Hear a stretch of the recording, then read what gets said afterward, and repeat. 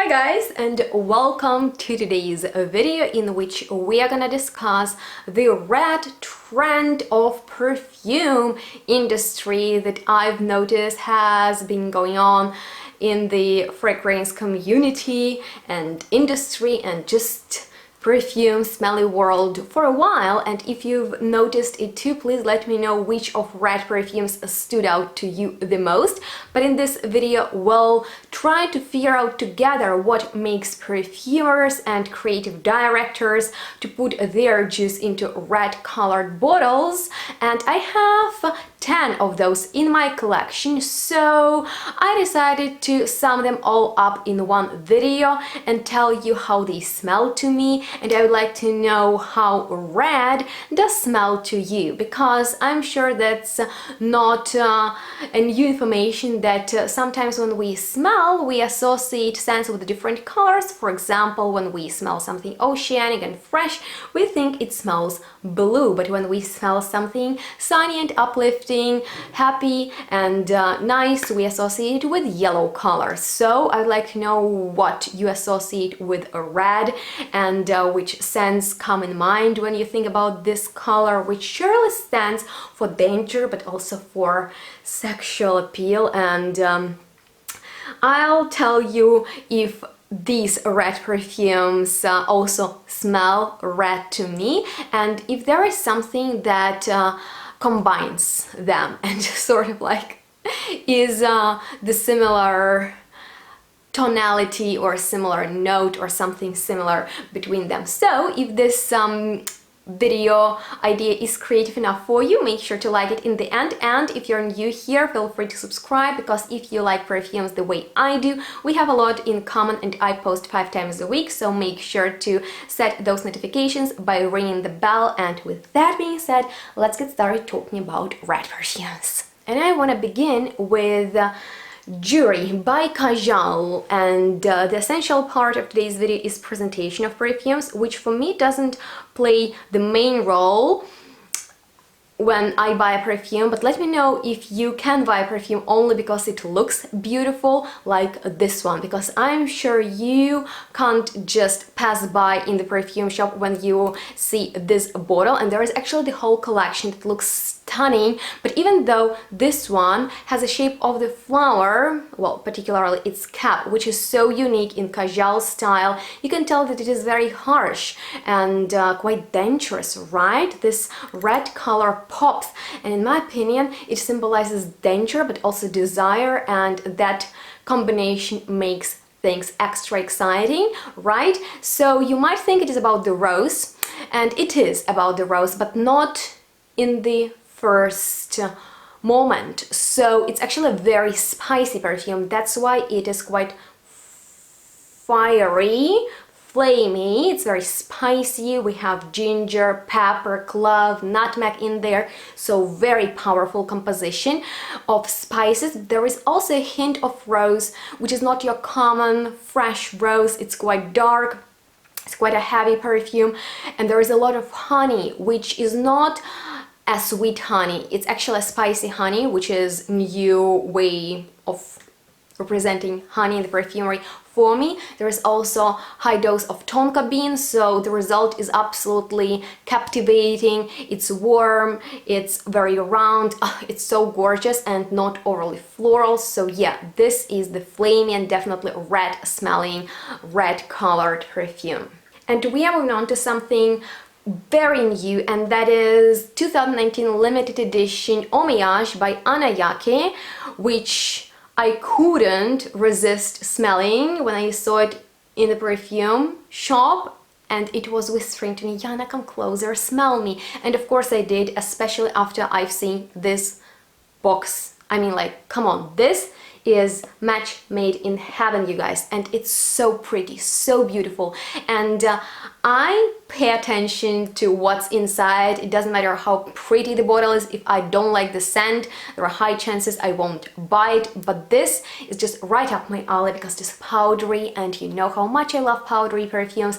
And I like that this is not a full-on iris right in your face. This is rather a very abstract powdery composition, and I can't really define the notes in here, which makes this perfume a very smooth blend that reminds me of elegant makeup powder. It's also quite transparent and translucent and very easygoing, sunny, sweet, powdery scent that I enjoy on the everyday basis. It's just so glamorous, and yes, I highly recommend you to check it out because it is a limited edition and once it is gone, it won't come back. And actually a few years ago they released another limited edition and I bought it, but back then I didn't have my YouTube channel, I wasn't collecting perfumes, and that was also a fantastic release from them. So Annayake creates fabulous limited editions. It wasn't smelling necessarily overly red to me at all, but the next one, which is newest Gucci Bloom Ambrosia di Fiori, looks so pretty. The minute I saw it, I knew I needed it in my life. And yes, I've told you I don't buy perfumes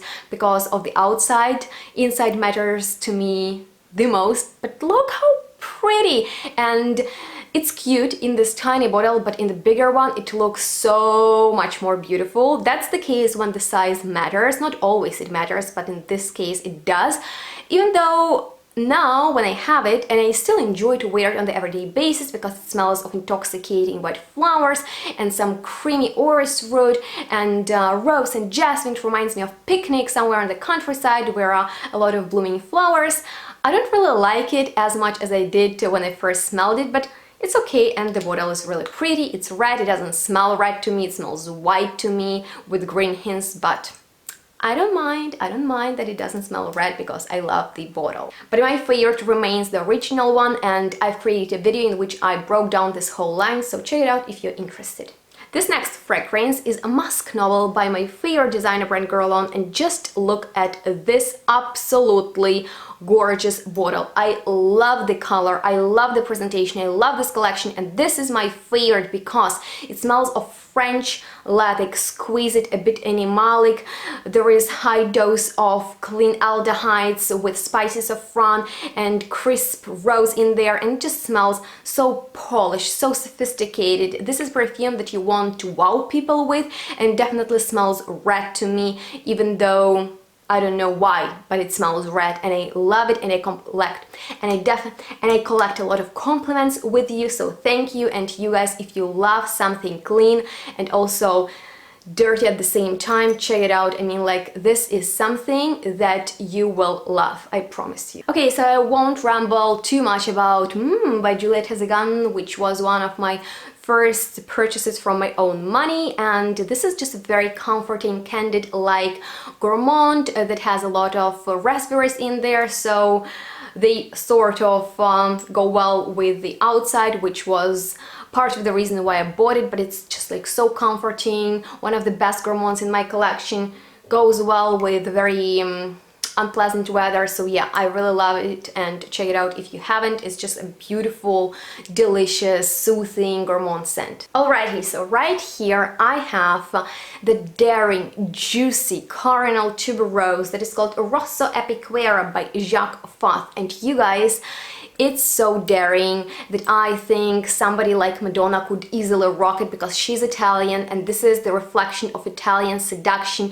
She's always on the edge, and this perfume is ooh, wow, like it will attract people if you want it or if you don't want it, it will do that. And I love everything about it. The beautiful color of the juice, which smells of juicy red currant and roses and spices and all good delicious stuff, and of course this extra luxurious magnetic cap. It lasts long, it smells well. So if you have any questions regarding perfumes I'm mentioning in today's video, just drop me a comment, I'll answer everything. I just try to go through these perfumes as quickly as I can. But regarding my question, does it smell red? It sort of does, but this is like this plummy reddish color that I imagine when I smell it. And of course we can't forget about Lost Cherry by Tom Ford, which caused a lot of fuss, and there are people who love it and who hate it, and there are reasons for that.